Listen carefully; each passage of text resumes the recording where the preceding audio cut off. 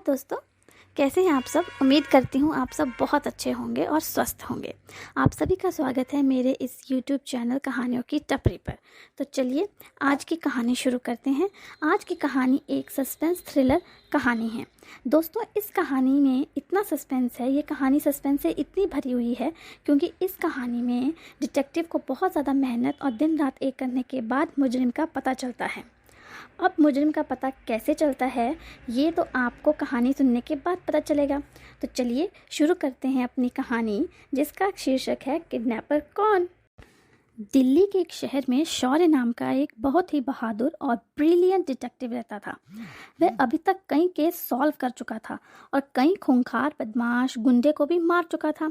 शौर्य का एक ही लक्ष्य था, समाज के दुश्मनों को ख़त्म करना और देश की सेवा करना। शौर्य के साथ दो एसोसिएट या असिस्टेंट जिसे आप कहते हैं भी रहते थे, जिसका नाम सुनीता और चंद्रशेखर था। दोनों बहुत ही बहादुर और निडर थे। दोनों शौर्य के साथ केस को सॉल्व करने में मदद करते थे। एक दिन तीनों ऑफिस में बैठे हुए थे, फिर फ़ोन की रिंग बजती है और एक लड़की बोलती है, डिटेक्टिव शौर्य, मैं सुमन बोल रही हूँ। आप जल्दी से मेरे घर आ जाइए, मुझे आपसे कुछ ज़रूरी बात करनी है। आप प्लीज़ मेरे घर जल्दी आ जाइए, मैं बहुत बड़ी मुसीबत में हूँ। मैं आपको अपना एड्रेस भेजती हूँ। आप घबराइए मत, मैं अभी आता हूँ। शौर्य अपने असिस्टेंट चंद्रशेखर और सुनीता के साथ सुमन के घर जाता है। अंदर जाने के बाद पता चलता है कि सुमन घर पर नहीं होती है। सुमन तो अभी घर पर नहीं है, तब तक हम यहीं बैठकर उसका इंतजार करते हैं। हमें बैठना नहीं है सुनीता। मतलब आप क्या बोल रहे हो सर? मैं कुछ समझी नहीं। मतलब ये है कि सुमन का किडनैप हो चुका है, और वो भी अभी से 8 मिनट पहले। आप ये कैसे कह सकते हो? कहने की बहुत सारी वजह है। पहली बात, अगर कोई इंसान घर से बाहर जाएगा तो दरवाज़ा बंद करके जाएगा और अपना फ़ोन साथ लेकर जाएगा। लेकिन हम यहाँ जब आए तो दरवाज़ा खुला था और फ़ोन टेबल पर पड़ा हुआ था। दूसरी बात है, मेन गेट के पास गार्ड का कैबिन बना है और गार्ड भी कहीं नहीं है। तीसरी बात यह है, किचन में नॉर्मल फ्लेम में केक बन रहा है। एक केक बनने में लगभग 15 मिनट लगते हैं और टाइमर में अभी भी 7 मिनट बाकी हैं। मतलब सुमन यहाँ 8 मिनट पहले थी। इसलिए चंद्रशेखर, तुम अच्छे से घर की जांच करो और कोई फिंगरप्रिंट, ब्लड या कुछ भी मिले तो उसकी पूरी डिटेल्स निकालो। तब तक सुनीता, तुम घर की तलाशी लो और देखो कुछ मिलता है क्या, और गार्ड कहाँ है पता करो। हमें किसी भी हाल में किडनैपर को ढूंढना है। तीनों जांच में लग जाते हैं। फिर थोड़ी देर के बाद आकर सुनीता ने शौर्य से कहा, मुझे गार्ड मिल गया है और किचन के पास एक घड़ी भी मिली है। ठीक है, फिर गार्ड कहाँ है? वो अलमारी में बंद था और देखकर लगता है कि उसके साथ मारपीट हुई है।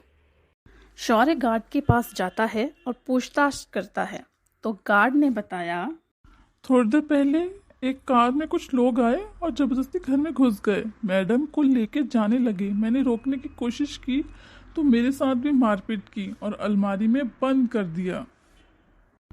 ठीक है, तुम चिंता मत करो, हम लोग सब पता लगा लेंगे। सुमन के फिंगरप्रिंट के अलावा कुछ नहीं मिला। अब हम क्या करें? हमारे पास तो कोई क्लू भी नहीं है और किडनैपर भी भाग चुके हैं। अब हमें कैसे पता चलेगा कि वो कहाँ पर है? हाँ, लेकिन ये सब हमें गार्ड बताएगा। गार्ड कैसे? क्योंकि ये झूठ बोल रहा है। यहाँ एक नहीं 2 गाड़ियाँ आई थी। मैंने घर में आते वक्त टायरों के 2 निशान देखे थे। तो गार्ड जी, अब बता दीजिए आपने झूठ क्यों बोला और सुमन कहाँ है? आप प्यार से बता दीजिए, नहीं तो हमें और भी तरीके आते हैं। गार्ड घबरा जाता है और सब कुछ सही बोलना शुरू कर देता है।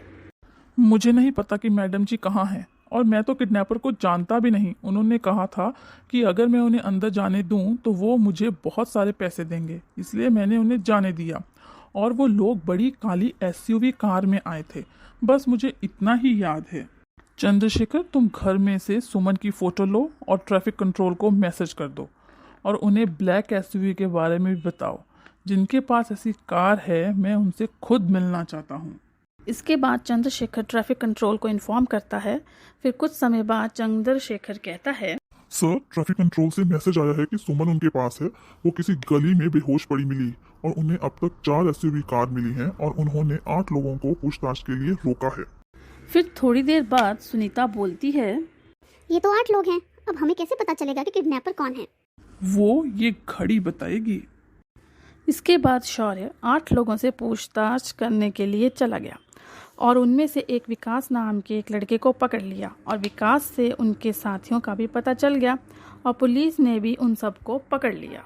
सर, आपको घड़ी से कैसे पता चला कि विकास ही किडनैपर है?